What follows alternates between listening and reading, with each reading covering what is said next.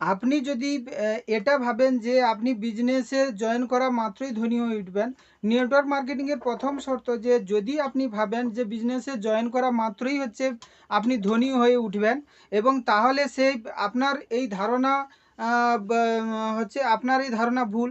কারণ এই বিজনেসে কিছু কিছু নিয়ম আছে এবং হচ্ছে রীতি আছে, সিদ্ধান্ত আছে, টেকনিক আছে।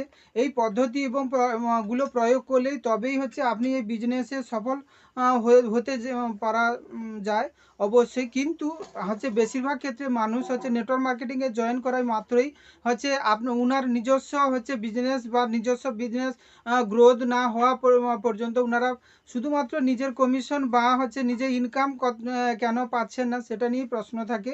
তাই এরকম বহু রকম প্রশ্নের উত্তর আমি আমার হচ্ছে নিজস্ব ভিডিওগুলিতে ধীরে ধীরে দিতে থাকবো।